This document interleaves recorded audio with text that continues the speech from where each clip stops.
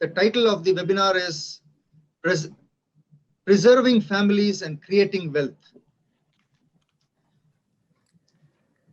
I would like to acknowledge the presence of our Honorable President, Mr. Dave, President-elect, Mr. Suresh, various distinguished members of the Hindustan Chamber of Commerce, as well as the various participants who are joining us from different parts of India, as well as other countries.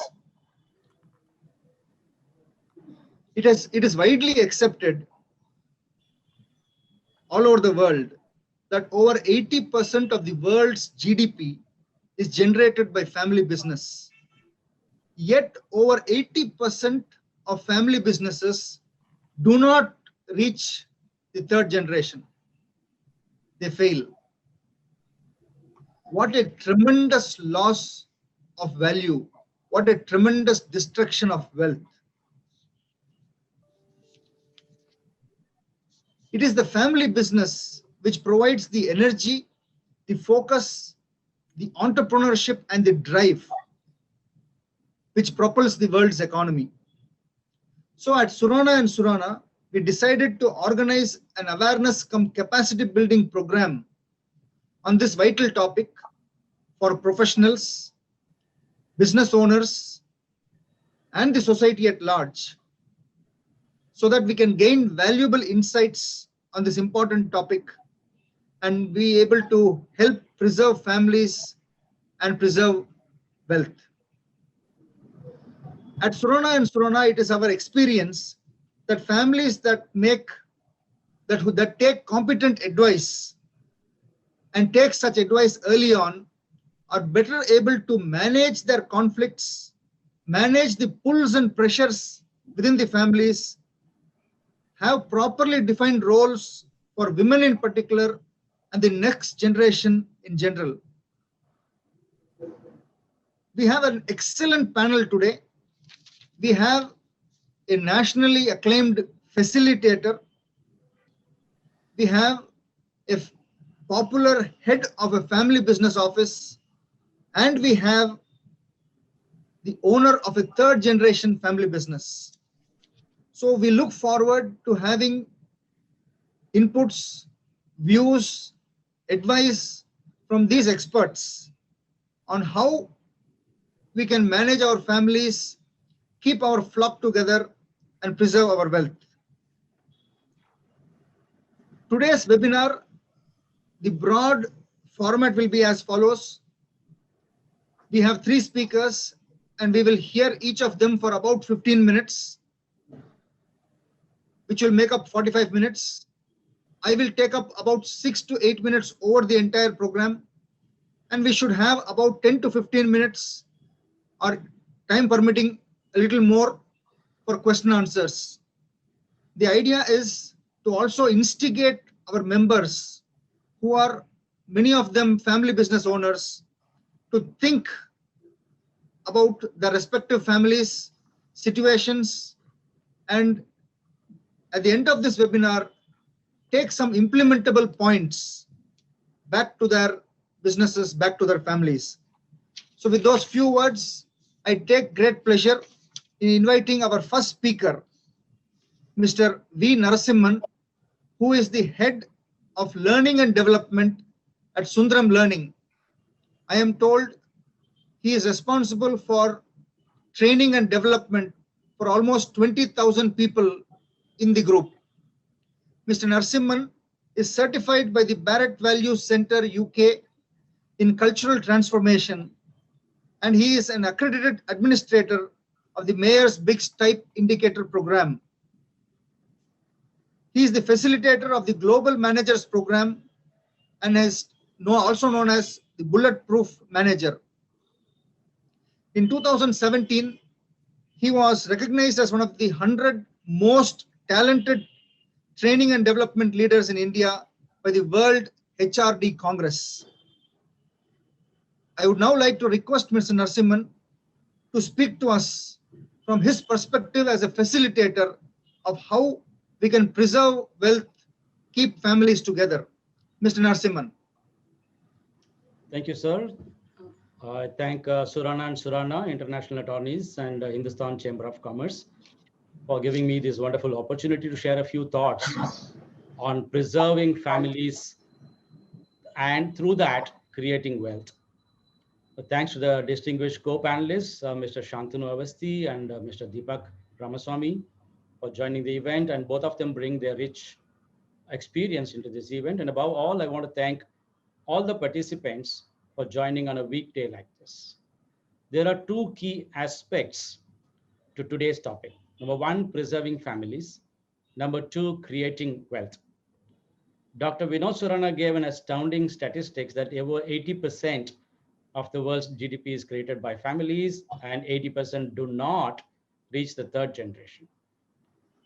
There is a beautiful quote, which is one of my favorite, which says, which is addressing the 80% which doesn't reach the third generation. The heart of the problem is the problem of the heart. I mean, there lies the, what I can say, the cause for conflicts, and there lies the solution to the conflicts. It's all in the heart. So my topic will be unpacking that heart and finding out what is there and what is the opportunity that we have got in ensuring that this 80% of what does not reach the third generation is minimized to a very large extent. And this session does have the potential for solution, not because I am speaking, but because of the one powerful framework which I'll be delighted to share with you all, which has worked in my life and which has worked in thousands of people whom I have been training. So I would focus on preserving the families because I consider that itself is a wealth. Family itself is a wealth. You know, however, wealth is popularly understood as money or being rich. Let's ask ourselves this question, a honest question: of what use is that money? If a man gets a promotion or concludes a big business deal, and simultaneously on that day, he or she needs to sign his or her divorce papers. Just think about it. Of what use is that money? Therefore, the word wealth is not about money alone as it is popularly understood. Please don't get me wrong. I need money. I'm not discounting the value of money. All of us need money. However, the root word for the word wealth comes from the word weal, right? Weal as in happiness, peace, prosperity. Our ancient Indians defined Aishwaryam, prosperity, not as how much money you have got, but are you able to enjoy whatever little you have got? See how wisely they have put weal. So the root to wealth is weal, preserving families, and definitely whatever we'll be creating, we will be able to enjoy that wealth. Viewed from this reality, once again, I would like to remind that weal means a sense of well-being, to be happy, to be peaceful, and a feeling of abundance and prosperity. Years back, my wife told me to get her dress, which was ready in a tailor shop on Tank Road. That's the way I go. I said, no issues. Even otherwise, I have to say no issues because it's all about preserving families. So what happened?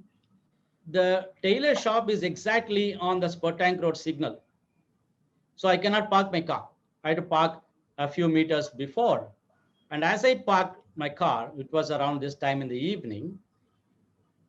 If you know Tank Road, one side full of bungalows, on the opposite sides, there is a dirty canal, right?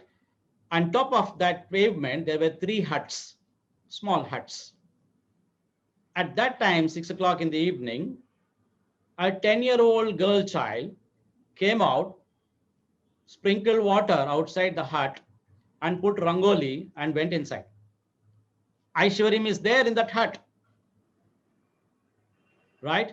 That is what it is. Whatever we have got, do we have a well-preserved family to enjoy that? No point in having all sorts of comforts, materials comforts, when the head is hot. That's not the way our ancient Indians taught us. So what is needed to bring in a sense of happiness and families? I'm going to quote two wise men. One is Shantideva. He was an 8th century Indian philosopher, a Buddhist monk, poet, and a scholar. And he said this, he was in Nalanda. He said this, all the joy the world contains has come through wishing happiness for others.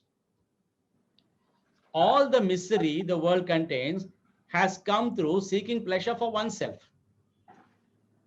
And the wise master, Sadhguru Shivananda Murthy, said, when dharma is absent in a relationship, all we can see is only selfishness and violence. When dharma is present, the partners enrich each other. Again, wheel is there when partners are enjoying dharma and come with a dharmic sense of consciousness. So the question in a day-to-day sense is, what is dharma?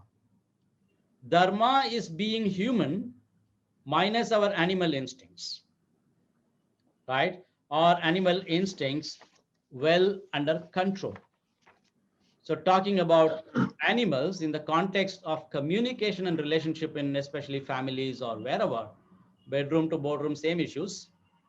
The foundational aspect of preserving families, I'm going to bring in a concept of non-violent communication, NVC in short form, which was given to us by Marshall Rosenberg, an American psychologist, and he gave this NVC a process for supporting partnership and resolving conflict within people, in relationship, and in society.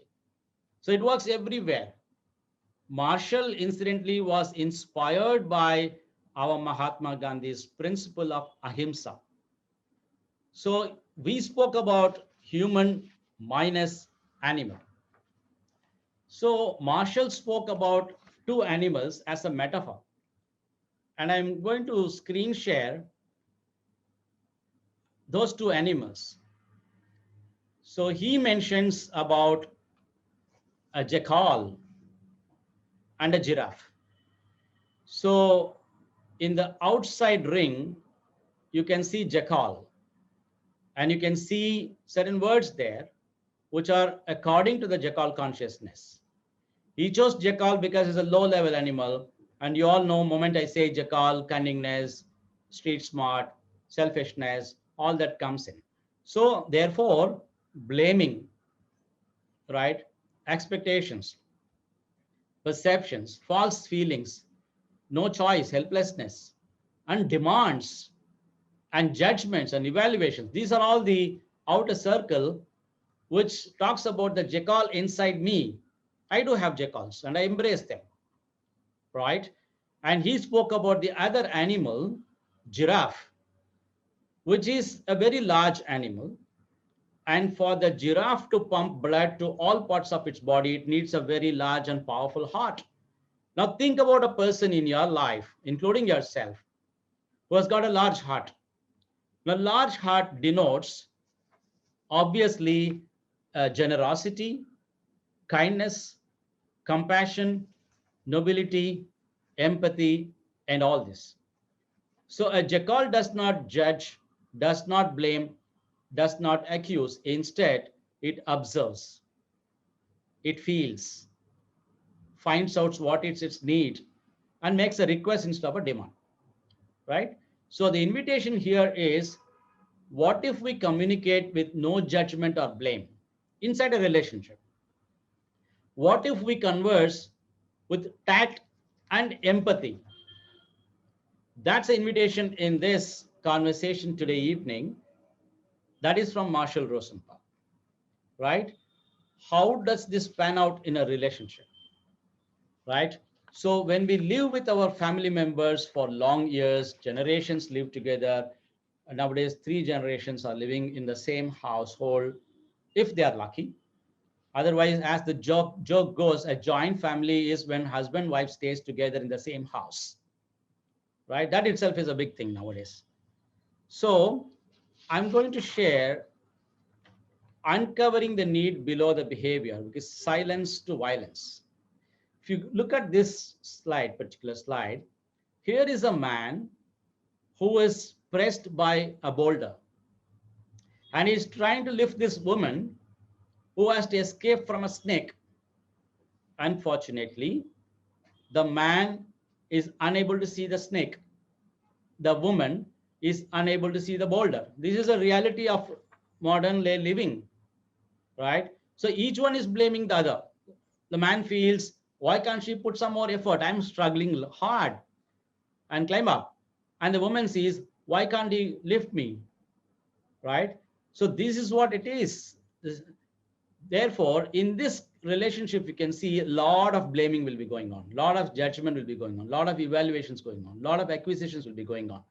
And nobody is saying what is exactly their pressing demand. Therefore, all violence is a tragic expression of an unmet need, says Marshall. Every violence, right? And therefore, we need to develop needs awareness. What is needs awareness? You have so many needs, not just what we saw in, the Maslow's theory of hierarchy.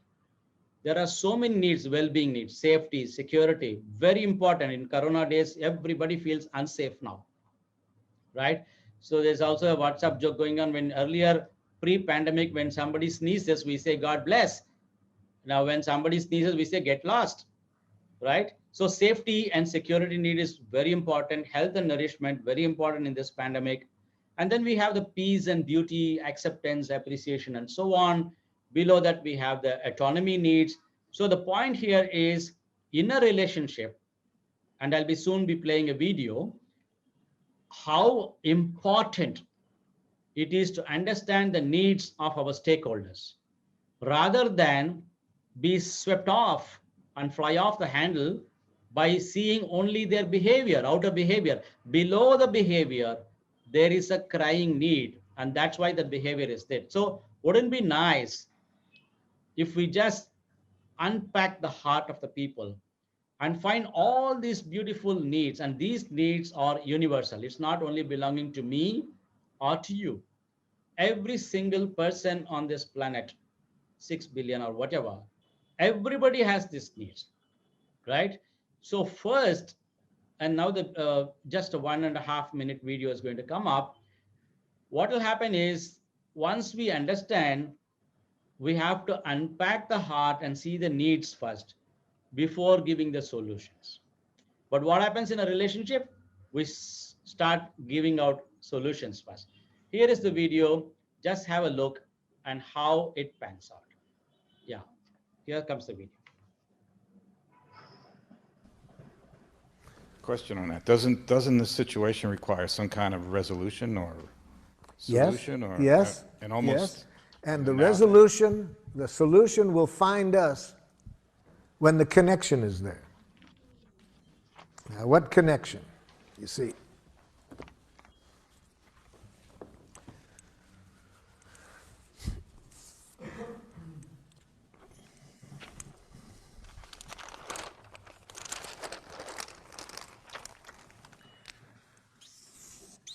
here's your wife's needs. Here's your needs.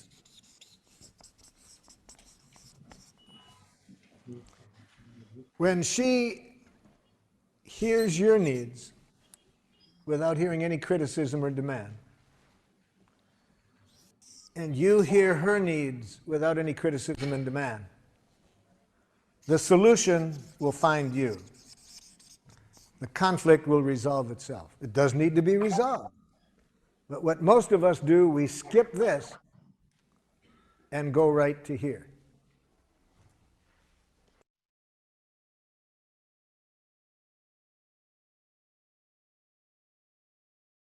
Thanks. So as you saw in the video, we all can relate to similar incidents in our life where we did not see the heart of the other person.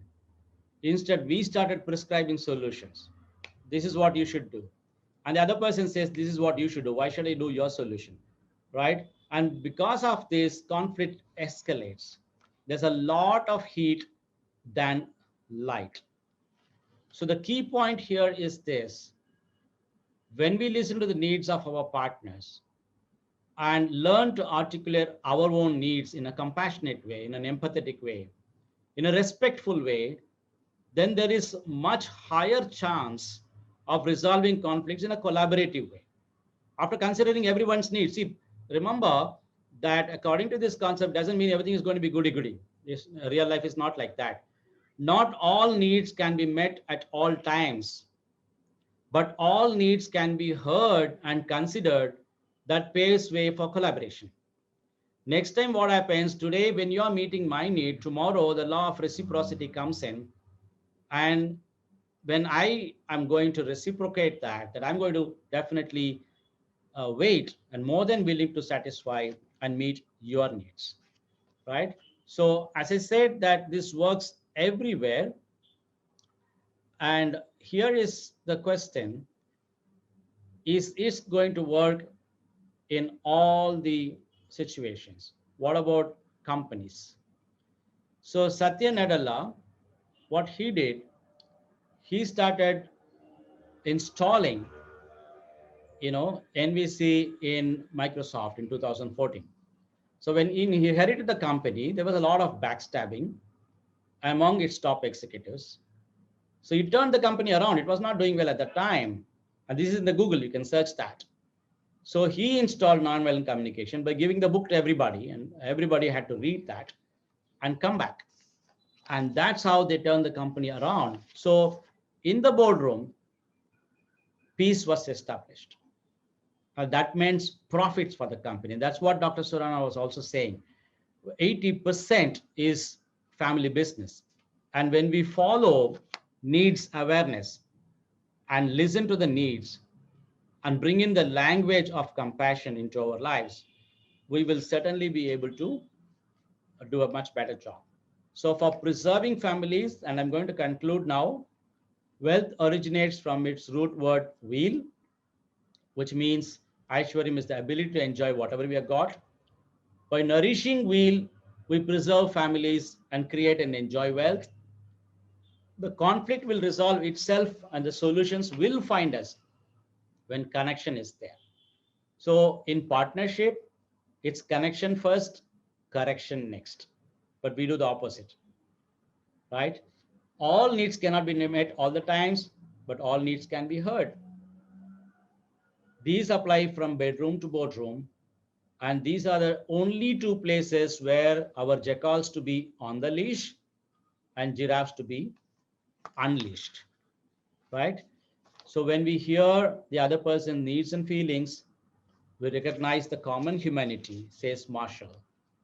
Aloha is a beautiful word in Hawaiian, which means you and me breathe the same air. So thank you once again for this wonderful opportunity. Thanks to all of you for your patient listening. Since Dr. Surana, an attorney, is here, should I say listening or hearing, sir? So I adjourn it now, wishing you all strike a right chord with all your family members and create abundance. Thank you once again for this wonderful opportunity. Over to you, Dr. Surana. So I see you around. Thank you, Narasimhanji. I will remember this for a very, very long time. The heart of the problem is that the problem lies in the heart. Define wealth beyond materialistic manifestations. Wealth must include peace, joy, health, and so many other things.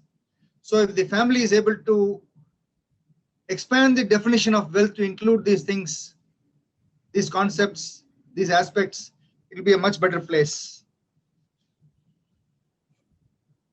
I liked what you said in the last. Not every need can be met every time, but every need can be certainly heard all the time. This is the foundation of the entire dispute resolution conflict management process, which I have learned. Mediation, today the whole world is moving towards mediation. The whole world has realized that the adversarial litigation, adversarial arbitration method is not working. We need to sit together, hear each other. So thank you very much for highlighting those points, Narasimhanji. Now I would like to request our next speaker, Mr. Shantanu Avasthi, to please share his views. Before he comes online, a few words about Mr. Avasthi. He is the head of Karvi's Private Wealth Family Office and International Business. Before joining Karvi, he has more than 15 years of experience in leading multinational companies in leadership roles, companies such as Morgan Stanley, HSBC, the Kotak Group, etc. Mr. Avasthi has a master's in economics from Jawaharlal Nehru University, and he has an experience, a lot of insights, practical hands-on experience in dealing with family businesses. So, Mr. Avasthi, please explain to us, what do you do as the head of Family Wealth Office? What is a family office? What are the roles of the head of a family office? What kind of aspects the family office deals with, how it interacts with the family members and things like that. Mr. Avasthi. Thank you, Dr. Surana. Thank you, Mr. Narasimhan. I think it was a wonderful presentation and an eye-opener. Kind of gave very good insights about how the relationships are to be taken forward. But I am from the financial world, and we talk only money. So if my presentation goes in the other way, so please don't mind. But I'll come down to the topic. Since a lot of you, of course, would have heard about family offices and family businesses, and what is the concept of family office and where we are coming from, and what is the need for the family office to be organized and what should be done around it. So just to give an introduction about what exactly a family office is, when you have wealth, when you start accumulating wealth, when you over a period of time maybe inherit wealth, or you take it forward, then there definitely is a need to actually organize that wealth. And when I say wealth, of course, it could be the operating businesses which could be there. It could be the wealth you have accumulated in the form of financial assets or physical assets like real estate, whether it is commercial, whether it is your own residential real estate, or various investments which you undertake over a period of time as an individual as well as a family. Now, of course, families are, as mentioned earlier, are known to have kind of developed this nation. Not only this nation, also across the world, we've seen families grow and build up on wealth. And as they have built it up, there has been this concept and this need to actually organize the entire wealth into a organized format, looking at various aspects of how the family is to be family wealth is to be kept, and how it is to be kind of organized, and how it is to be worked up. So just to give you an idea about it, it could actually, it is a very encompassing thing. It actually talks about day-to-day management of your family affairs, which would include family conflicts, which would also include putting in an organized structure for the entire family wealth to be managed, both from a tax perspective, from a financial perspective, plus also on an ongoing basis monitoring as to how it is going to be effective. And eventually the last piece of it is basically that the money is actually going, and the intergenerational transfer of wealth is happening between the families. So these could be this is how what a family office is supposed to do. Of course, the concept and the idea is basically borrowed from abroad. Not that we did not have family offices in India, But of course, we never kind of coined the term, or we never had the marketing, this thing of putting it across in that fashion or that way. We had family offices which have existed for a very long time in India for various needs. So what I'll just do is give you an understanding of what is the genesis of family office, and what is the classical family office, Western style. So basically, as the families in the Western world, they amassed a lot of wealth. I mean, particularly, I'll talk about one or two families like the Rothschilds or the Rockefellers.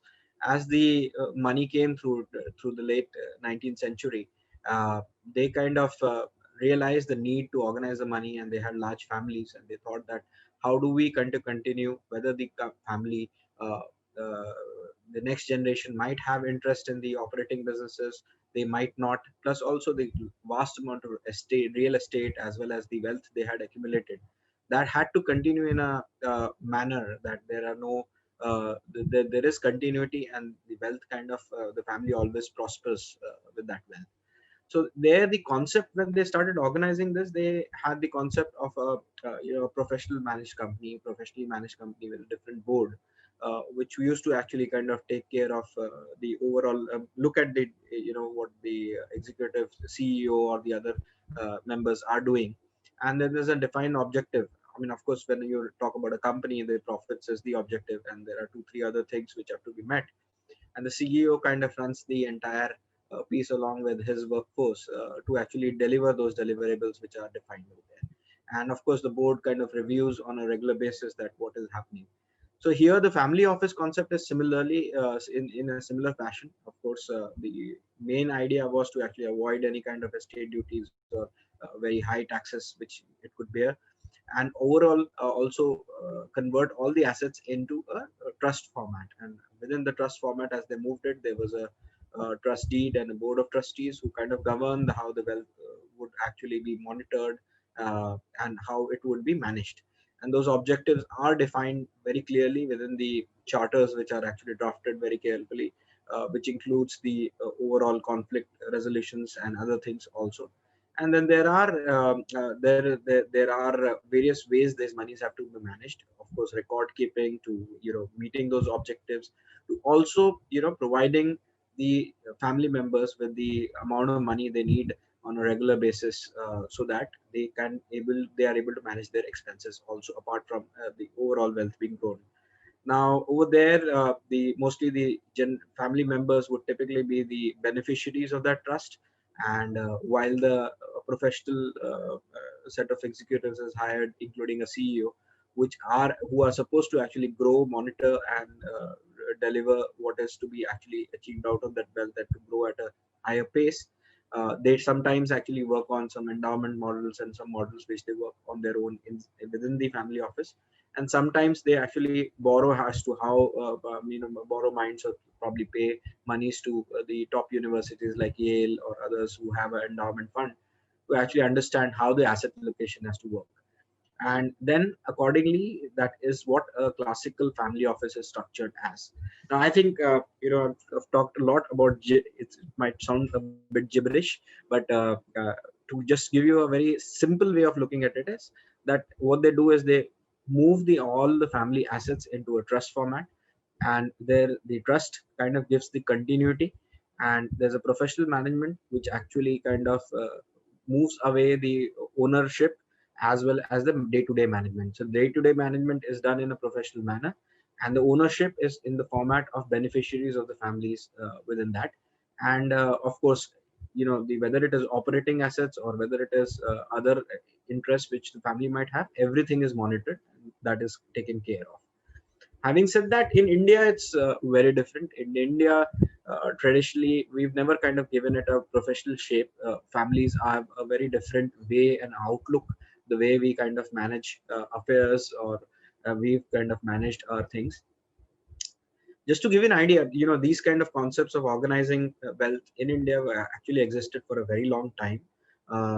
Just the first ones was the Mewar family.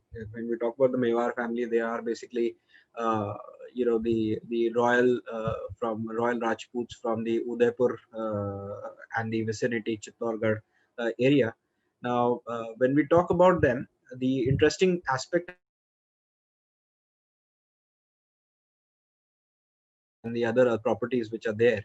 And the family has always been in conflict with the incumbent government at different points in time. We all know the stories of Rana Sanga, Rana Pratap. While they kept fighting the then Mughal emperors, and post that also during the British rule, they were never kind of in line. They were never actually. I mean, how do I say? They never kind of they never kind of accepted the British rule in any way. But through the generations and through till date, we have a family office structure which kind of has held on to the family assets in such a way that through 80 generations it is passed on, with them not being them being in conflict with the incumbent governments at different points in time. So those are the kind of solid structures we have in India kind of worked upon as a family to actually ensure that continuity and intergenerational transfer of wealth happens. And so indigenously looking, there have been many models. Of course, while we developed the family office concept, we developed it in a very different way. uh, the initial ones to come in, which were basically the Tata Birlas or the Jindal family, all the old economy, what we talk about, the era at that point in time, was basically an era where we were just post independence, coming up with a lot of wealth, and there was a very high tax rate at that point in time once the princely states were not abolished and all. We saw a lot of industries being developed by these groups. While these groups amassed a lot of amount of wealth, there were two problems they were facing. One was basically the tax angle, and the other piece was at that point in time that how do they kind of ensure there's no conflict. So from a tax angle perspective, it was fairly simple. It was more valid for those points in time, because at that point in time the individual tax rates were high. So they created the trust structures so that and employed a lot of charter accountants and lawyers to actually create a complicated structure which actually helped them carry the wealth as well as not have too much of an impact, still maintain their lifestyles. uh, but while that happened, whatever happened at that point in time, that's why you see most of the Tata Sons is there, and Tata Sons actually holds all the Tata Group companies. It is not an individual ownership. Likewise, Birla Sons is also there as a trust which actually owns all the Birla Group companies. But of course, interesting aspect of this also has been the other side of it, where the Birla took care of how the operating assets were managed and the way they looked at the resolution between the family members. And this was designed by GD Birla himself at that point in time. So the idea was that each one will have an operating asset of their own, of a business which they will actually take care of. So it moved from father to grandson. Of course, it was more patriarchal. The women usually never got. They were given some different piece of money, but they were never actually given the control of the business assets. Which, of course, I would not subscribe to that, but nonetheless, that is how it was. But mostly the assets would move from the grandfather to the grandson, so that the controlling stakes of the company, and whereas the son and the father do not get into any kind of conflict. So most of the father, whatever companies the father ran, they continue to run through their life till the time they kind of decided to retire, and then they kind of gave it to their grandson. And whereas the other, the son would come in and run a separate set of operating companies. So each one who was running the operating companies had a different, clearly a different, there was no exchange of domain. So you had your operating interest within whatever domain you were working in, whichever industry you were working in, to take care of your things. But at the same point in time, not have any conflict of interest between the two, is how they kind of designed it. While this was being done, there was another aspect which they always took care of, that each one had a cross holding into everyone's assets. So for example, if Mr. A is the grandfather and B is the son, and while there could be 3-4 sons, say B, C, D, E. So each one will have a cross holding into each other's company. So while A is actually holding a company, so B, C, D, E will also have a cross holding in the company, where A will be a dominant shareholder. Likewise, for B, all the other family members will also have a cross holding in the company, while B might be the dominant shareholder. And the main operating interest will move from the father to the grandson. So that is the way they kind of typically sorted it out. It was a very interesting model at that point in time. Post that, what we saw, there were various issues and various things around which the entire family office evolved. But mostly, if I talk about it in the past 3 decades post liberalization, when we've seen the wealth get created across businesses, across sectors, be it financial sector in India, be it pharma, be it auto ancillary, auto companies.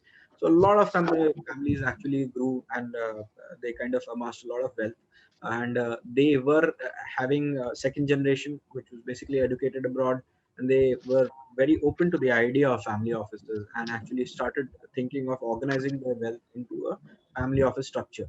So of course the first lead was taken by the IT majors, where we saw Narayan Murthy, and as well as Azim Premji, as well as a few others actually take the lead.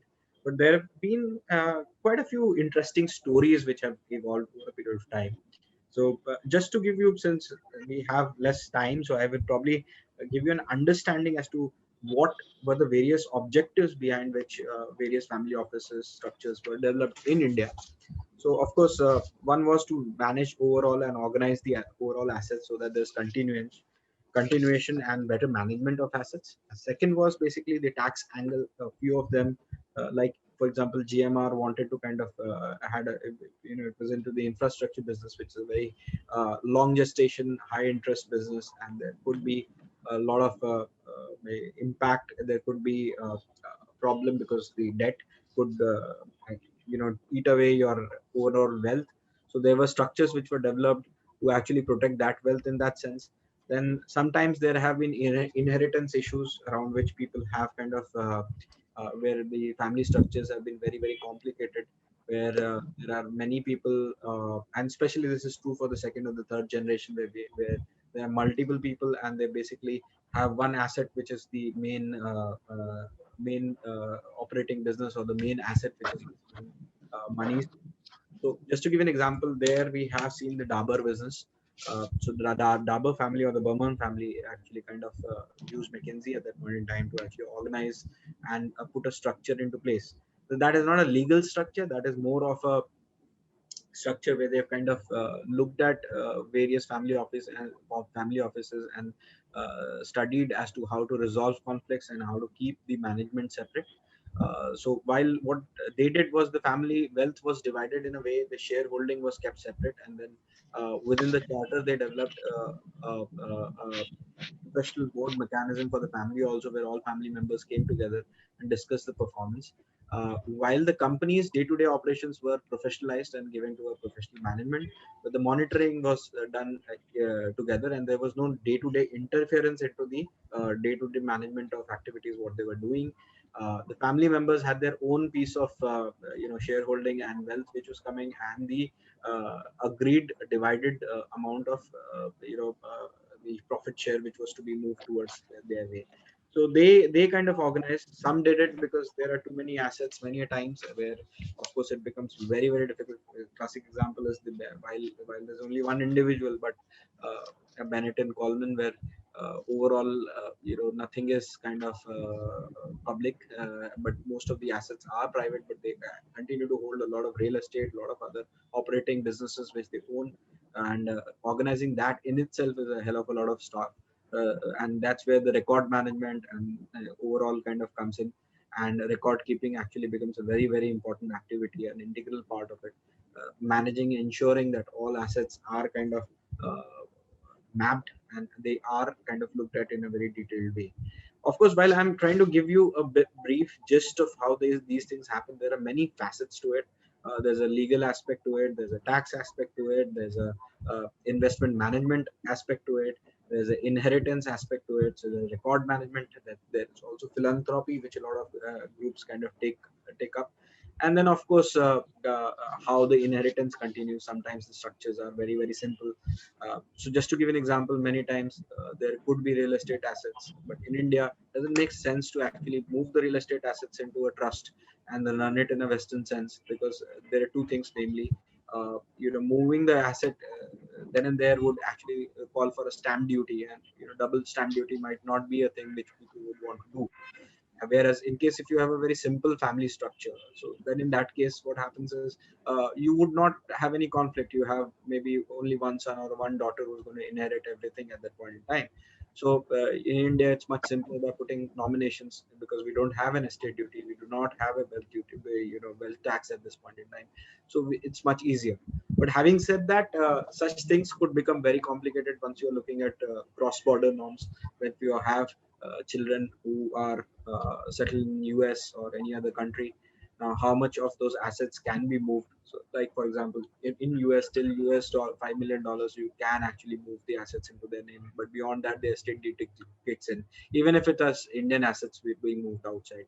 So likewise, there are multiple aspects to it. And while you are making whatever investments you're making, whether financial instruments or you're talking about the real estate or operating businesses, all these things have to be kind of thought through.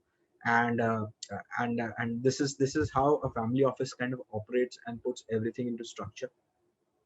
Usually when I talk about all these things, it might sound very, very expensive, and that's exactly what it is. So many a times abroad, when they talk about that a family office, bare minimum 100 to 150 million dollars is what is required to actually make sense to create a family office, because the cost of actually operating the family office would be very, very high otherwise.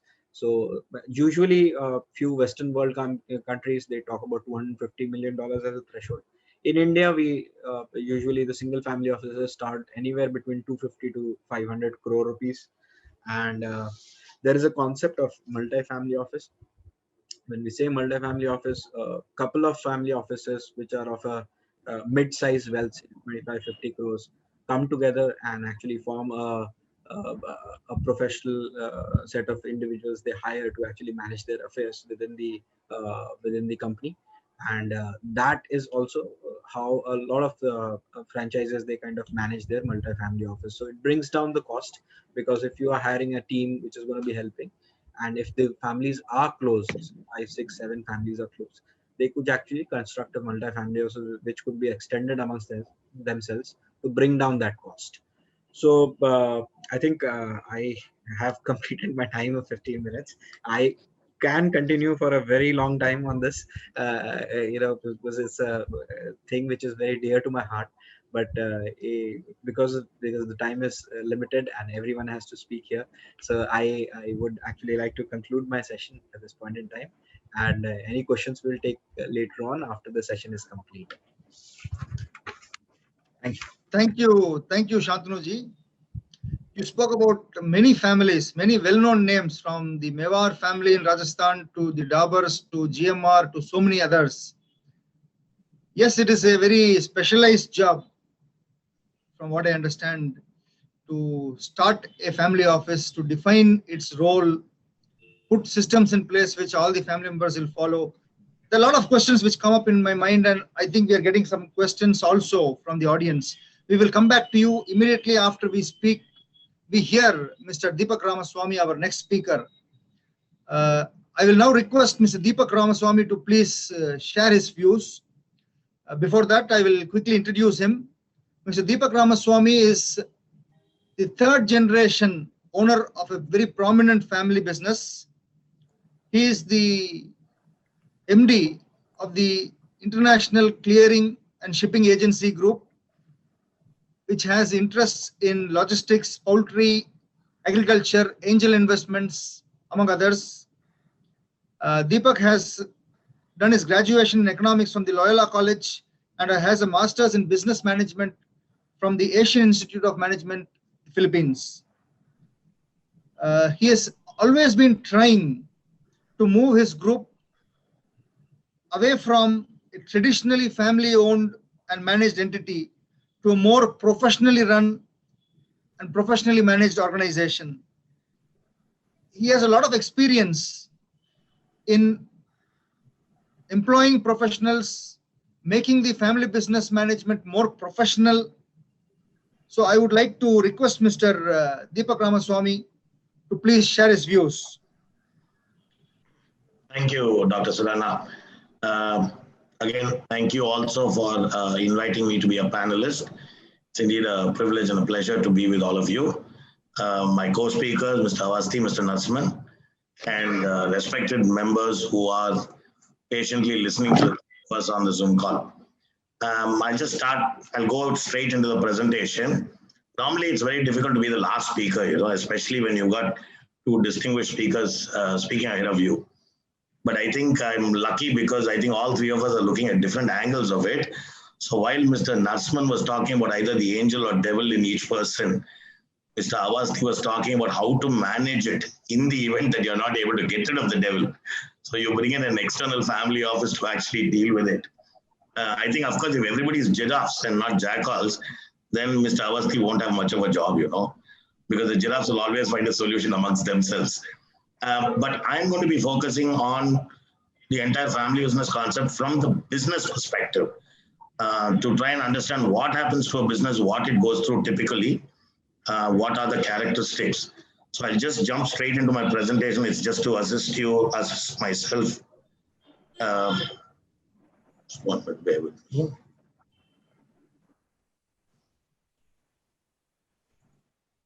Okay, so that's the topic that I'm going to speak on, professionals and professionalism in family business. Just a small correction to what Dr. Surana said. I have not achieved it. I'm desperately trying to get there. It's a never-ending process. So what is professionalism? There are multiple definitions. And normally professionalism is defined in different contexts. There's no universal definition. But in my case, I think it's the ability to understand one's duty, obligation, and take full responsibility for the same while being able to execute the tasks involved in a socially acceptable, structured, clear, skilled, and most efficient, effective manner. Again, this is a definition of mine. It is subject to improvement by many of you. And one who does so is a professional. So I'm not, the very first thing, of course, is I'm not restricting myself to saying that family members cannot be professional. Okay, but I will talk about sometimes the lack of professionalism in a family business. And then next we define what is a family business, where a clear majority of the ownership lies in the hands of one family. In other words, it can be traced to a single individual in the first generation, whose family continues to control a majority stake in the business entities across a period of time. And having now understood what is professionalism and what is family business, I want to just basically go into the aspects. And I think both the speakers before me covered it, but I think they use different words. So especially Mr. Narsman, he spoke about preserving relationships. And typically relationships define the ownership structure. If it's a cordial relationship, ownership is stable. If it's an uncordial relationship, the ownership structure is going to suffer. Either family members want to break away, or they want a greater pie, they want a greater shareholding, various things like that. If there's jackals in all of the family or family members, the giraffes always find compromises. But when it comes to the management, typically you're talking about actually the running of the business itself. And again, I completely endorse Mr. Narsman's view. Creating wealth does not necessarily mean just making the business more profitable. It may be growth with social objectives. It could be growth in size. It could be growth in volumes. It could be growth in money, everything. So we talk about generally creating overall wealth. And the question of how to manage the company in the best way to create this wealth is what I'm going to actually talk about. But before I actually go to it, a lot of my talk is going to be based on very, very candid sharing with you of occurrences and happenings within my family. Of course, the transition from the first to the second generation, I was probably a year and a half old. When it actually happened, I wasn't born. But by the time my grandfather passed away, I was a year and a half old. So please bear with me because I'm going to rely on a lot of information and feedback that I got through various discussions with my father at that point of time.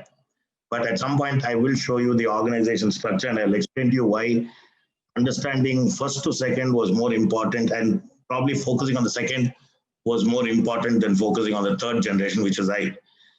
Again, in the interest of a bit of humor, Dr. Surana mentioned that most of the family businesses don't get to the third generation. From what I have read, it's actually the third generation that sinks the business. So you must all understand why I'm even more scared, as I am third generation. I definitely don't want to have that dubious distinction. So typically what happens in the first generation, you got basically the person who has started the business.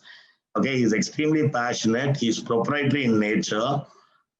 Typically, he is the owner, he is the manager, he is the stakeholder, everything. He's got a very hands-on style of management, obviously, because he's completely involved in the business. The word I would like to use in context to Mr. Narasimhan is his heart is in the business. Passion drives the business, and so efficiencies really take a back seat. Also, because he's so passionate and obviously because it's a worthwhile business, the profit margins are probably much higher, and therefore, you can afford a few inefficiencies while still surviving. Therefore, less details to attention to the support mechanism because he is focusing more on developing growing the business. Now, naturally, what happens is the values of the owners also always equal to the value of the company. You still don't have enough people around him to start diluting it or to try and, kind of start spreading it around thinner or whatever. And naturally, it's a people-driven management style. Every decision is taken by the top man. Every decision is filtered down to the people. So it basically becomes a follow the leader process. And therefore, in this particular case or in this generation, typically our ownership is equal to management. There's no conflict between them. When you come to the second generation, that's when the cracks in the wall start. And I won't dwell too much on this, but then I'm saying this so that you will understand the context of what I'm saying that happened within my family. So ownership, typically still there is very little conflict, okay, because it's basically direct siblings, as in either brothers or sisters. I may occasionally, out of oversight, refer to only the male gender, but I promise you I'm not a male chauvinist. I think women are much more capable than men. It's just by force of habit, we'll say he instead of he or she. So direct siblings slowly take over. Invariably, it's normally an equal shareholding amongst the siblings. When I say siblings, I'm talking about the brothers and sisters. In most cases, the first generation, the father or mother is still around. So any conflict, typically, as long as there's a karta in the family, the next generation or the younger brothers always respect that person's views, and then there's not much conflict. But it doesn't mean there are none. There could be gender conflicts. Exactly like Mr. Awasthi said, in many families, the girls are not really given a pie in the business. We know from a very significant business group now that has led to trouble currently going on. I won't mention it. Again, there's a possible unequal shareholding pattern. It's not very common, but sometimes it may happen. The father may favor one of the two children. He may give a greater stake. He may feel one child is more competent than the other, and therefore then that leads to some potential conflict. And even if there's an even stakeholding, very often the problem comes with the profit share, wherein the two brothers feel, one may feel that, the other is contributing a lot more to the company. Again, the question is, am I contributing more time or am I generating more revenue? It's always a question. I may be contributing more time, but then my business may be generating less than my siblings. And therefore, there is some potential conflict. Management, yes, you will start getting severe cracks. One, or the only plus or the only safe factor is the business ought to be doing well because of the passion of the first generation. That momentum will typically allow the second generation to get away with a lot of mistakes. Follow the leader attitude, they will tend to do a lot like their father did. And therefore, there is not that much damage to the business. But different natures will lead to different management styles. Unequal time contribution to the business will lead to dissent. Disagreements between the first and the second generation itself may cause a problem. Large age gaps among the siblings, where the two brothers are, or brother and sister or two sisters are fairly close in age, their thinking processes are very similar. But let's say there's a 10, 12, 15-year gap. Let's say there are multiple siblings in the second generation. The age gap between the first brother and the fourth brother maybe 12 years, a lot of children, and that leads to trouble. External influences, and I apologize to all the wives here on this Zoom call, but this is a reality. Possible mistrust from lack of communication between the siblings. And when I say mistrust, even the most trusted siblings or siblings where there is an incredibly high level of trust, somehow I believe when it comes to money, it can make people think in very funny ways. And I will give you an example from my own family itself. So that again leads to a potential conflict, and therefore, please let's just remember any such conflicts in the family. And I think we were discussing it off the record that day. The business could be rocking, the business could be minting money. But when ownership falters, the business will break up. And that is indirectly at some point of time going to hurt the performance of the organization as well. So it's not necessarily, so far we're still talking about ownership. I haven't come to the management, the actual running of it. The third generation, that's when it starts to fall apart if you're not careful. The owners are no longer direct siblings. You've got cousins. There's already some discord between the brothers. A simple example is the younger brother's son decides that the elder brother did not put in enough of a contribution as his father did, and he is putting a greater contribution than his cousin is doing, and therefore he deserves something more. He may think that the younger brother just kept quiet because of a high level of respect for the elder brother. I mean, this is just an example. The second generation boils over to the third generation. If the brothers already had some conflict, that naturally gets stronger and worse. Disproportionate interest, competence, capabilities, and contribution. I think Mr. Awasthi spoke about this. Very often what happens is the next generation is not as passionate or as interested in the business. So he naturally spends less time, contributes less, doesn't care as much as those who are passionate, and this leads to trouble. Disproportionate inheritances. Let's say one brother has 3 kids and one brother has 1 kid. Naturally, the one kid gets the entire 50%, while the remaining 3 children get only 16.66 each. The gender conflict gets worse. More external influences, more wives. The general gap, more husbands as well. I apologize. I'm really sorry. There are more husbands as well. The generation gap gets wider. Now you've got the first generation, probably the grandfather, you've got the grandchild, probably the age difference is 50. 2 generations apart, thinking processes are different, environment is different. Again, Mr. Awasthi spoke about foreign educated children, MBA educated children. They don't understand how their grandfathers and fathers ran certain things. And most importantly, at some point of time when the first generation passes, the absence of the first generation to mediate is felt the most.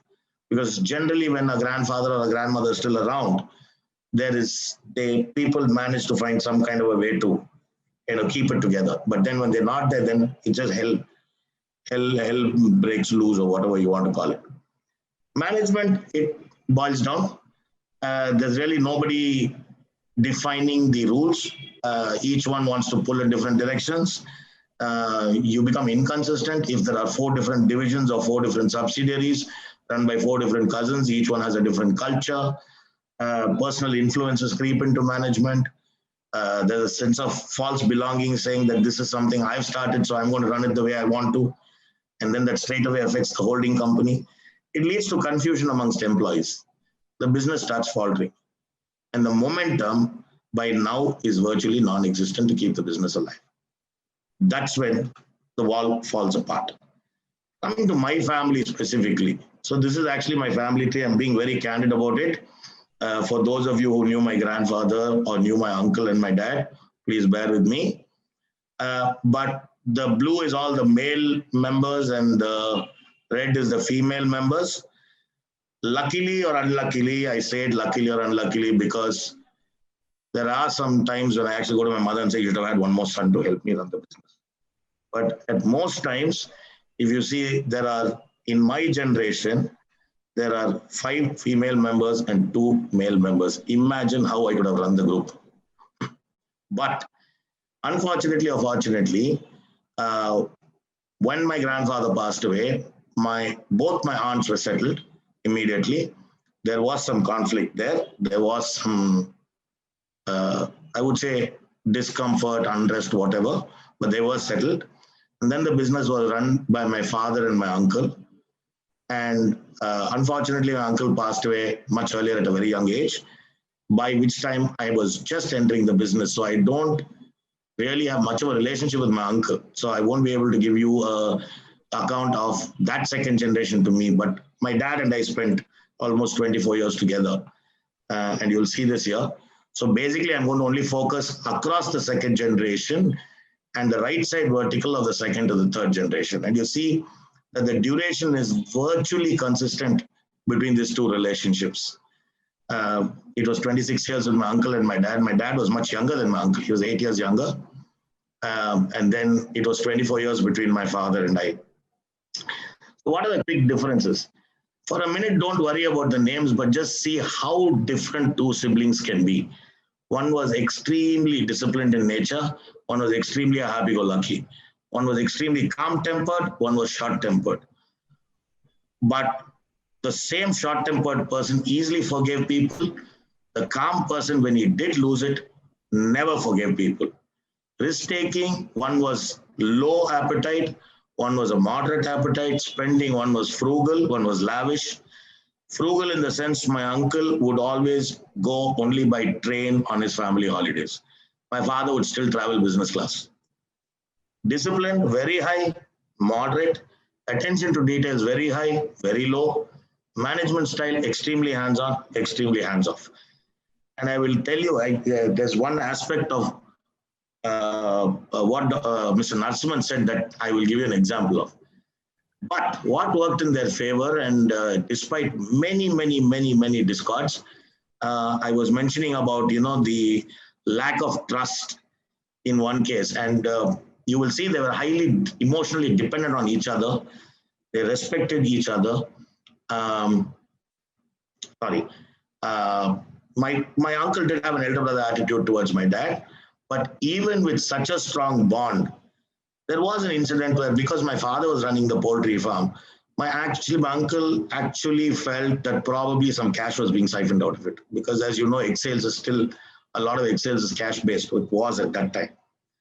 Of course, it was a very spontaneous reaction. It was probably under pressure. It could have been many external factors, but it did lead to discord.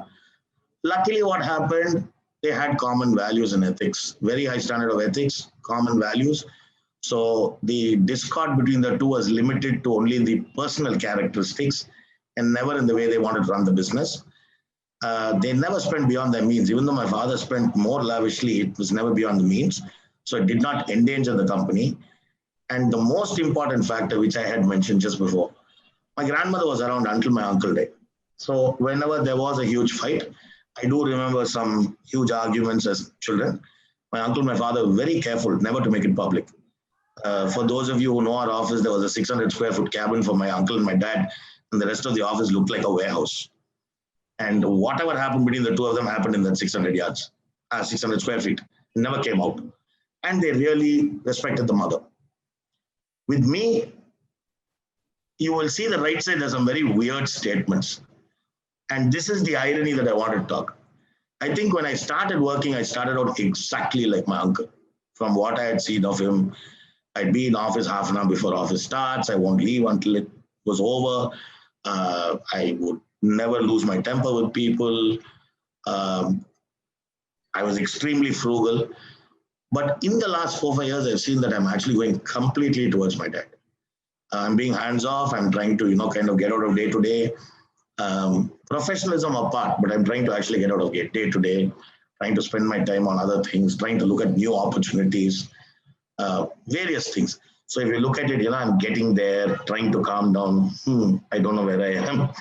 Going upwards, I'm getting there, trying to be. So I've actually realized that the same things that I criticized my father for 25 years back, I'm probably guilty of the same. And now I realize at the end of the day, it doesn't matter how much time you put in or how much of an effort you put in. If you are running the business efficiently and making money, that's good enough. And that's what I realized. Last but not least, what worked in our favor? Emotional dependence on each other. I respected him for his pluses. I respected his wish to join the business. He wanted me to join the business, I did.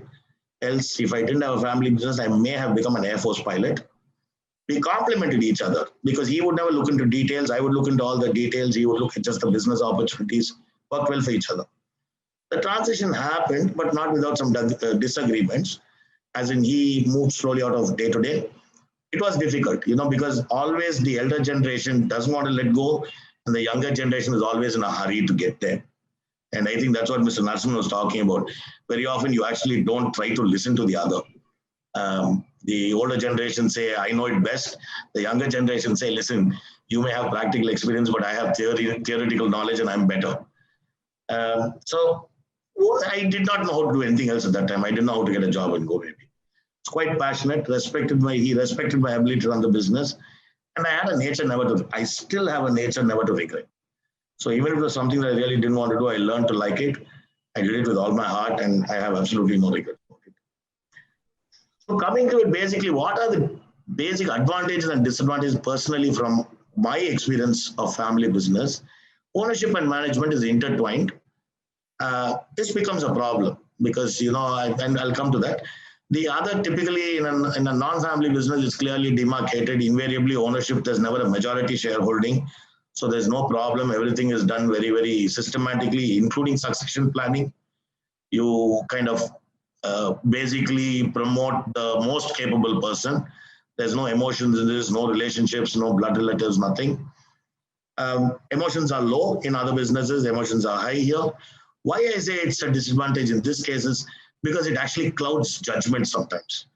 And exactly like Mr. Narasimhan said, when the jackal comes out and you are aggravated, it doesn't let you take the most rational decisions. Discipline, again, I feel this is low and that is high. Roles and responsibilities unclear, but clearly defined on the other side. Risk-taking, conservative, merit-based. Management style, when I say highly centralized and decentralized, there's plus and minuses.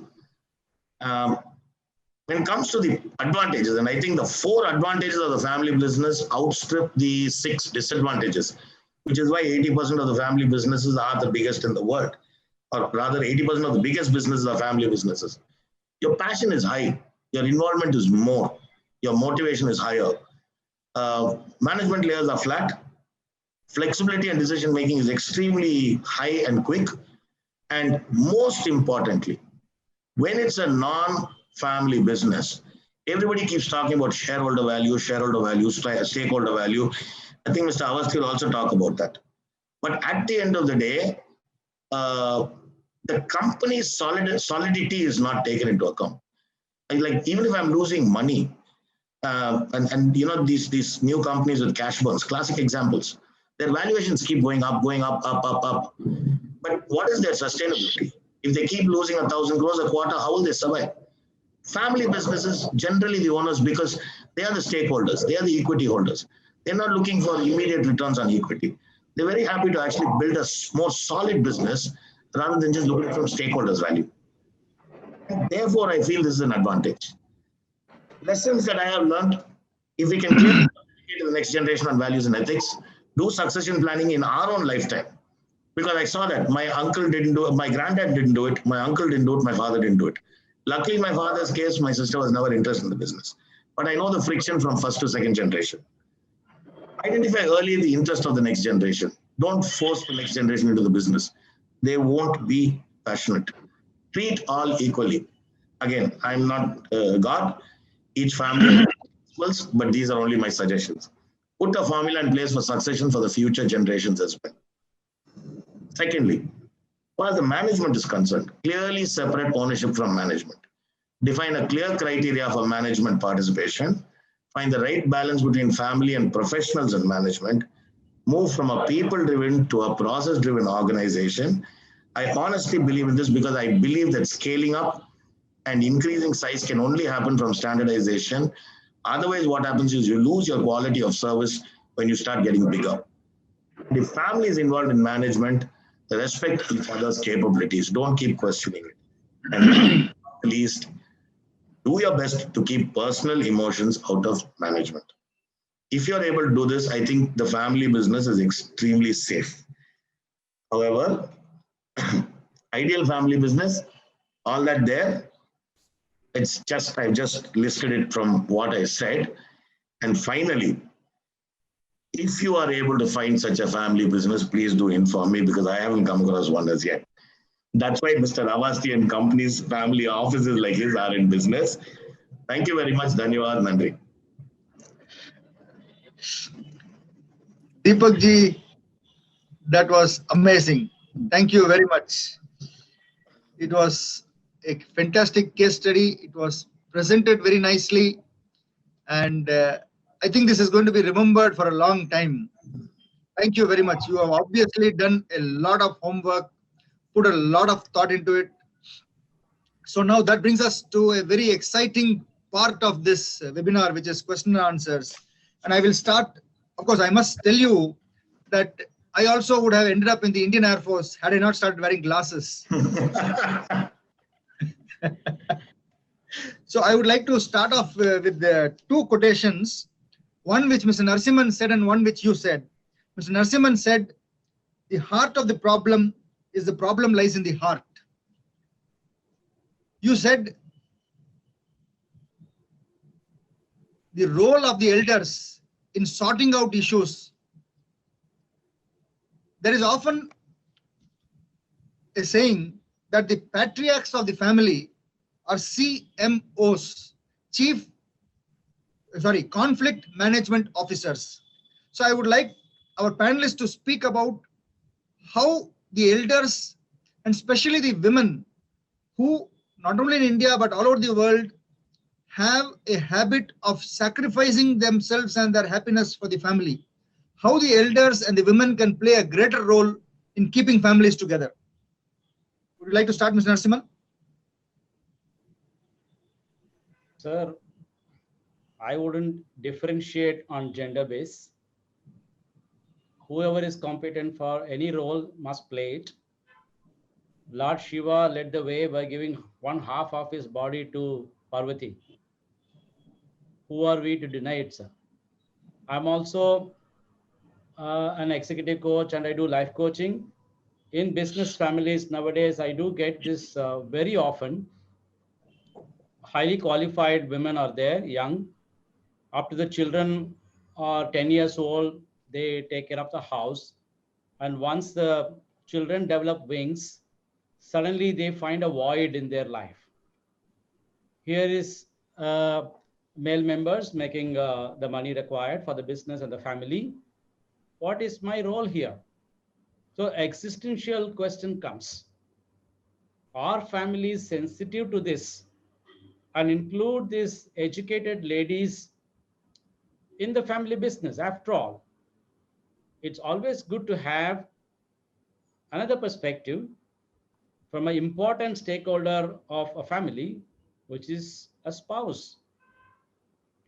So really a lot of discord in the family because these women who are qualified, we only educated them, the parents educated them, and after that, they are not given an appropriate role. So instead of relegating them to only house, which is all, nowadays technology is there, they finish cooking much faster than before, and there are household help is also available. So it really pays the family business to include them wherever possible and then take advantage of their education and perspective. So for me, it's just the role and competencies. I wouldn't go so much by the biological gender and discriminations and so on. So it's psychological for me. Thank you, sir. Dr. Surana, you are on mute.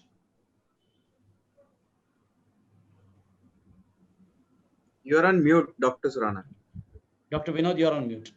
Yeah, sorry, I made this, I specifically referred to the role of women because in the earlier webinar on family business, a different perspective, we had the founder of Jaipur Rugs, and he made a very important statement. He said, the women are the CEOs of family business, meaning chief emotional officers.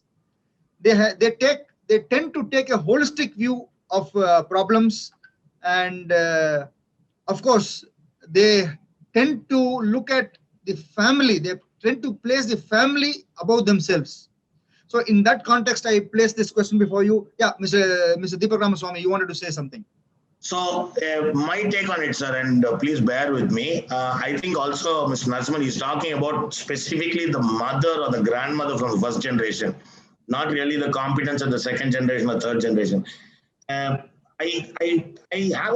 generally believe that a mother being completely impartial amongst all her children is a myth.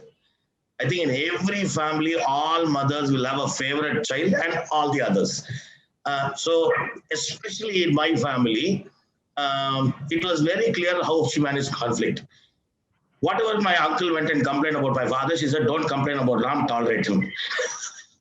So it was very, very clear. But my uncle, he had the common sense to say, listen, if I go to my mom, I know my younger brother is the favorite, I will deal with it personally. But where my grandmother played a role, and it's a very silent role, the brothers would have never ever thought of breaking the business while she was around. And that's simply because of the respect both had for her. And the respect did not stem from the fact that she preferred my father or my uncle. The respect stemmed from the fact of her skills that she had exhibited to run a house in those days as a joint family when they were all growing up with at least 12, 14 of their cousins at any given time in the house. And she would manage the whole show. And I think that's what created the respect that my father and my uncle had for my grandmother. So typically, I think it's the activities in the house and not, and I agree with you. I agree with you about the chief emotional officer part, but the respect is built from something outside the business, but it works to help us when push comes to shove and let's say 2 brothers are thinking or 3 brothers are thinking of splitting the business, the existence of the mother. And again, why we say mother, sir, is because in those days, invariably the women outlived the men. So, by then probably the male first generation was no longer there and only the female members were there. So that's my take on it. Okay. I have heard this statement.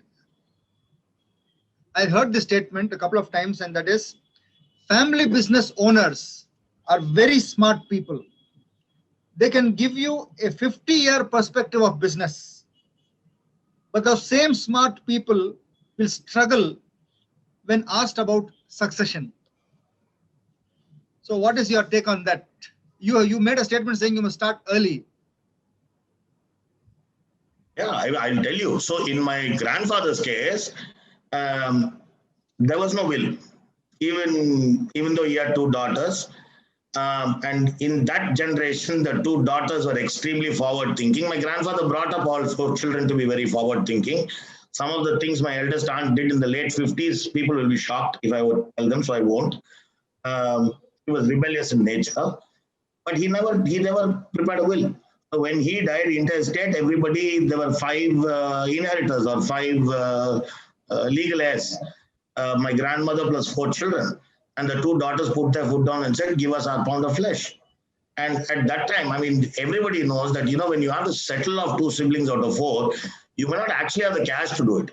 That's why invariably what happens is you break up the business and give them some portion. Because naturally the value, the asset value is much higher than the cash flows you can afford, which was one issue. But the point I'm trying to make is even in my uncle's case, and in my uncle's case, probably it was unexpected because he had an illness. But my father, he wanted to write his will 25 times. And I'm not lying about this. And those who know him well will agree with me. Every time my lawyer cousin came home, he suddenly forgot he wanted to write a will. Because it's not easy to write a will. It's like taking an insurance policy because at least the elder generation. Today, the younger generation thinks very differently. But the elder generation always believe if I'm writing a will, I'm going to go. Or if the children ask him to write a will, why are you packing me off so quickly? These are all just mindsets. So I dared not ever broach upon him and ask him why he's not writing a will. But the one thing my father did very clearly, in many discussions in the last 6 months when he was unwell, and when I say unwell, he was not bedridden or anything, he was very active right until the end. He ensured that whenever my sister came down from the US, in the presence of my mother, my sister and I, he would say, okay, Rohini, listen, this is what you're going to get. This is what Deepak's going to get. Do you have an objection? So that time the question came up. It's a natural thing that you're in America, you're not going to run the business here. So I'm going to hand over the business to him. Is there going to be any conflict? She said, no, I'm not interested. And she was very clear. And exactly, this goes back to Mr. Narasimhan. Within a month of him passing, I had settled every asset in her name. I brought her down from the US immediately. And I had settled every asset in her name, never once questioning what was her contribution to how the asset was bought. Why? Because that's not my business. It's an asset that I inherited from my father. He wanted that to go to her. My job is only to execute it. I would choose to believe all of us in the family were more giraffe and less jackal. There's none of us not having a little jackal in us, but I think the jackal portion was less in our family.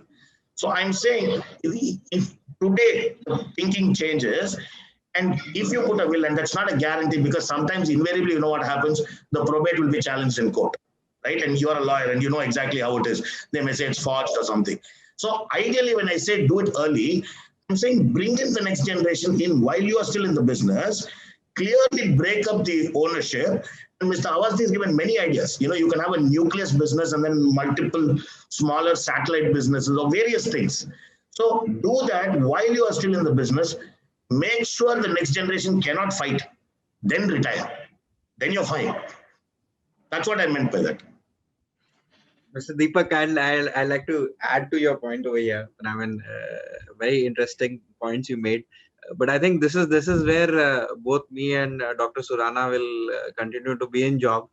So I think, as you rightly mentioned, that things in your presentation you mentioned that it has to become process oriented, and a lot of knowledge actually is accumulated by the family business owners over a period of time. And unfortunately, it's a very practical experience where I've seen, and that's what I would like to emphasize. A lot of wealth and investments are made over a period of time where the next generation doesn't even know where the wealth is. There have been shares, there has been no record keeping, there have been properties bought, but people do not know that they own the properties because the earlier generations actually thought in a very different way. They thought that, okay, as you rightly said, that the day I write my will is like I'm gonna go. So this is something, and an extremely important matter, because wealth is wealth. Each penny counts. And I think being process oriented and being systematic about it and actually planning it in a proper way is an extremely important need. As much, when we say wealth is created, we're talking about creation, and then of course protection of wealth is also extremely important as far as the family thing is concerned, and family business is concerned, and the family tree is concerned. So I think that's where this is an important topic, which I think Dr. Surana or the chamber should do a separate session with qualified speakers on this itself. Point taken, Shantanuji. I have a question for Mr. Narasimhan. Can you give us some tips? Can you give our participants some insights on relationship and conflict management in families? How will you facilitate them to manage their conflicts and keep going on? Okay. So as I mentioned, also you saw Dr. Marshall's video. It's all about needs. Everybody in the family, in family, what happens? Or family business, what happens? Emotions are high. Opinions differ. Stakes are high. There's a very fertile ground for conflicts, especially when resources are limited, be it time or otherwise. And definitely each one is going to pull for their own needs to be met. Unfortunately, because of lack of education, we have been wired in a very different way. We are not educated on the needs aspect. I came to know about this NBC only in 2017, right? So I was excited. So if we can bring this needs awareness in family and have a mediator, because it's impossible for family members who are emotionally triggered to be always mindful of and aware of others. Definitely there has to be a neutral person, neutral as perceived by every stakeholder. And then definitely the needs can be definitely brought out and make people acknowledge and say others' needs. For example, if two brothers are in conflict, a mediator's role is to not only surface the needs, also facilitate in such a way that the brothers articulate the need of each other. Then only after that it becomes easier. Quite a lot of jackal will come out, and even though they hear the needs, they will not say the needs. It's important that we ensure that they articulate, okay, mediator should have what needs that you saw in his conversation, vice versa. Sometimes the story goes, and actual reality goes that each one may not be facing eye to eye, and they are not willing to come to the table. So you tape it and take it there. Those kind of methodologies can be deployed, provided a neutral mediator, neutral as seen by both, is very, very, very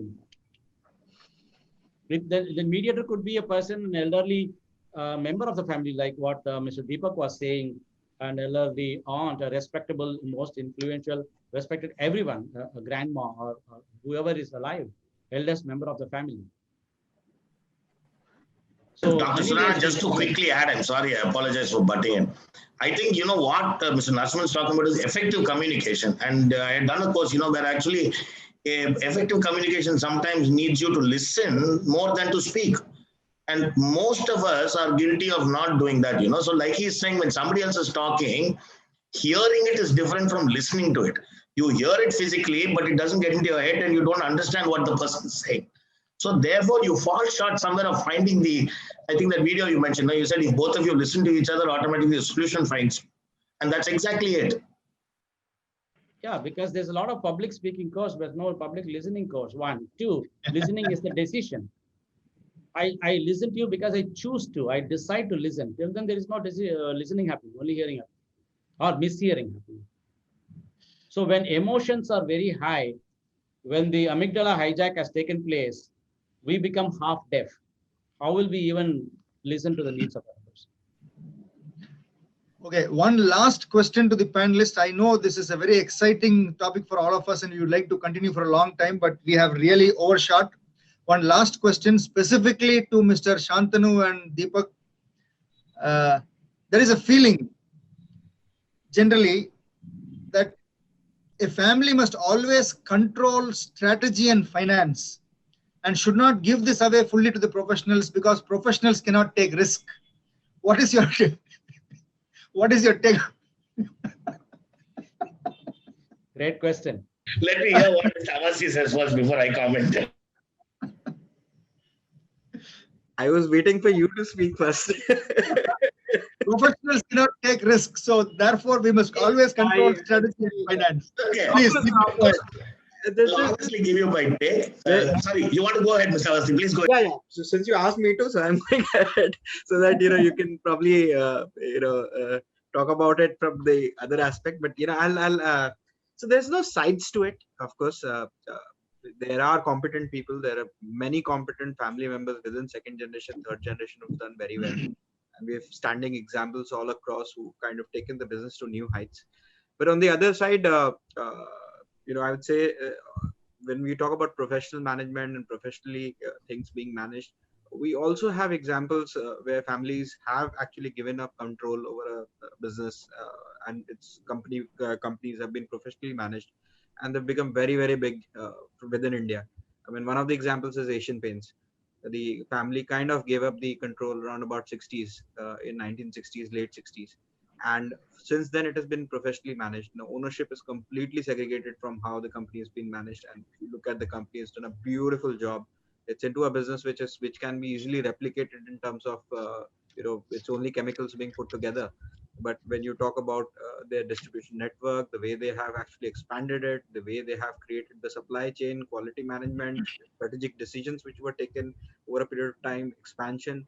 So I'm just quoting one example here. There are multiple examples like that, and we've seen that transition happen before the liberalization period, and we've seen that transition happen post liberalization also. We've seen sometimes, we've also seen one public conflict about Infosys, which was a brilliantly run company which came to a certain level, then struggled in between, and now again is back on track. So there are multiple examples which you can find, and I think it's a very touchy topic, specifically for the Asian countries and specifically for the countries like India and China, where we've kind of seen the money or the wealth creation happen in the last 3-4 decades, and where the people become very sticky with whatever has been there. But the outlook will keep changing from generation to generation.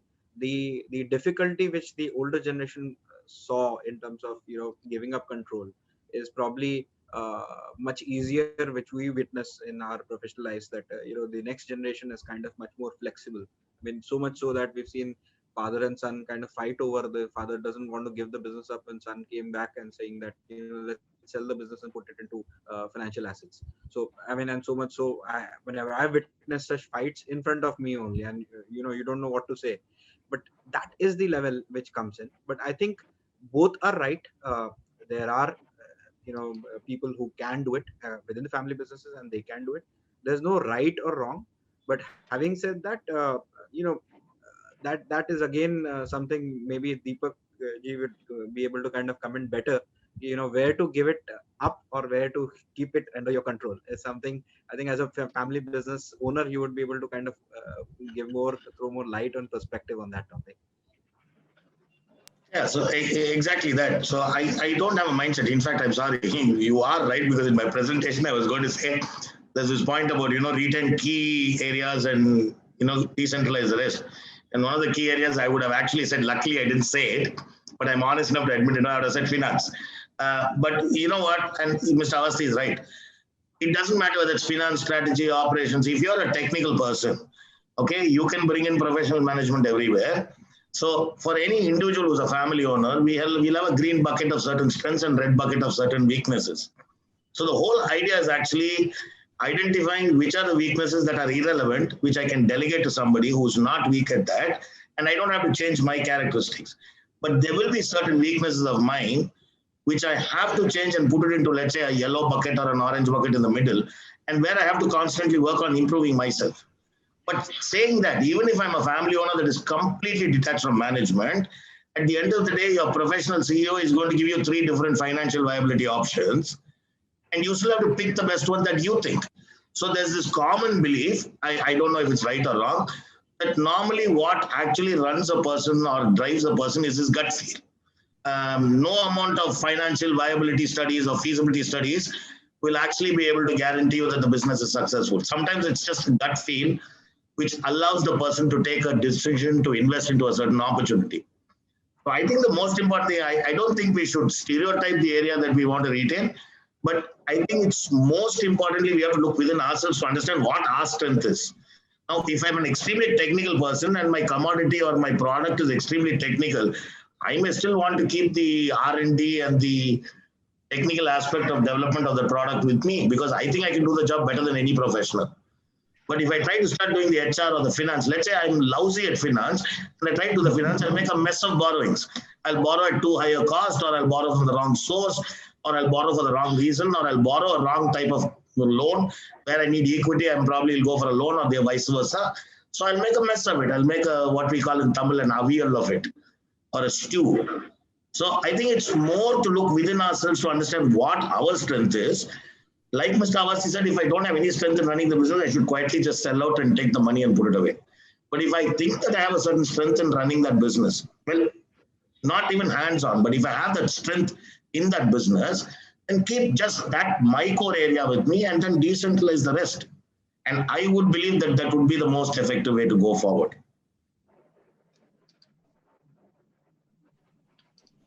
Thank you, panel. It has been an absolutely delightful experience. We had a lot of insights from theory, from real life experience. I hope all our participants would have learned a lot, would certainly go back and discuss what happened in this webinar with their families, introspect, and maybe in this way, the Hindustan Chamber has contributed to preserving families, creating wealth. Thank you very much. Now over to you, Suresh ji. Yeah, good evening to all. On behalf of Hindustan Chamber of Commerce, it's my privilege to propose the vote of thanks. Today, actually, the topic is preserving families and creating wealth. Family itself is a complicated issue, and family business is further complicated, actually. And today, of course, speakers also have different, like family members. One had some aspect and another one, and one professional, one practical knowledge. Like that, it was like a family only we had this session today. Mr. Surana, we have to thank Surana for arranging this excellent webinar. I have seen the comments on the chat box To all the speakers, they have given very good comments. And Mr. Vinod Surana rightly said that 80% of GDP comes from family business. The most unfortunate news is that 80% of businesses never go to the third generation. Of course, Mr. Ramaswamy negated that, saying that they are coming to business, but it's not surviving. That's what he was telling. And Mr. Narasimhan rightly said that presence of dharma is very essential in a business. If that is there, I think no more conflict. He explained the movement of jackals with the giraffe. I think that was very excellent exhibit of thoughts which is prevailing in a family business. And one more thing he said is partners connect first, then correct next. I think that's very important.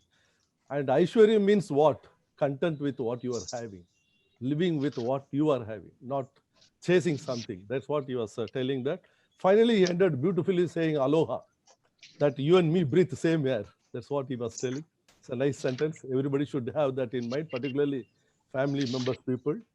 Of course, when you come to Mr. Aswati, so my sincere thanks, sir, Mr. Narasimhan.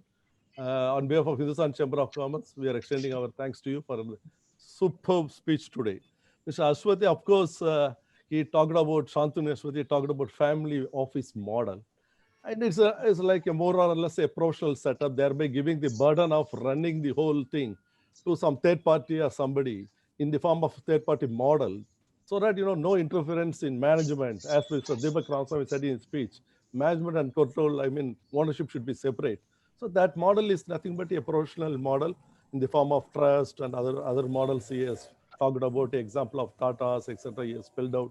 And he is, of course, he explained the problems in that. One is the legal aspect, tax aspect, then what's called record management, very important, record management, inheritance aspect. I think these are all very important things he said.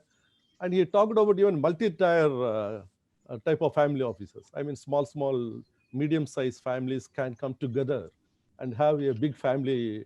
They can have a control of all those things through some other model, so that, that will save the cost. That's what he was telling. Thank you, Mr. Shantanu Awasthi. Very excellent professional speech. Of course, the day speech is Mr. Deepak Ramaswamy. Why? Because practical examples. he was really, I have to call my own experience with my family of chartered accountants. I'm the third generation. Unfortunately, I didn't get the chance of running the business. That's why, when you talked about that, I was relating every aspect of, particularly you said, mother always have a one favorite child. That word is excellent. I will never forget that. That happened in my family also. So really good. And you talked about ownership, management, then third generation sinks the business. That's what you told that. First generation, actually, they are smooth because they have the passion to develop this.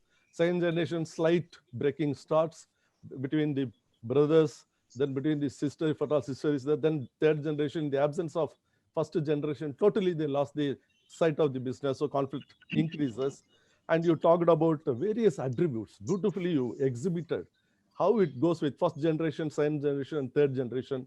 Nature, temper, forgiveness, risk-taking ability, spending, discipline, management style. I think you've taken, given a micro-level aspect of family business. I have to thank you, sir. And you suggested also clear communication, suggestion, succession planning. That's very important, because I think you said that while second generation itself should bring in the third generation to decide the succession plan, not to leave to the third generation. That's where the problem starts. Treat all equality. Equally. That's another thing you said. Most important thing is segregation of ownership from management. I think, Mr. Deepak Ramaswamy, we have to salute you for your beautiful practical speech today. And Mr. Narasimhan, of course, psychologically he approached the topic. Mr. Shantanu approached in a professional way. And I have to thank all the office bearers of Hindustan Chamber, as well as members of Hindustan Chamber, and Surana and their friends and relatives who all participated today, made this program a grand success. Thank you very much. Have a nice day. Take care. Thank you, sir. Thank you so much. Thank you very much. Thank you all. Thank you. Thank you. Happy New Year, everybody. Yeah, Happy New Year. Thank you. Wish you the same, sir. Happy Christmas. Happy New Year.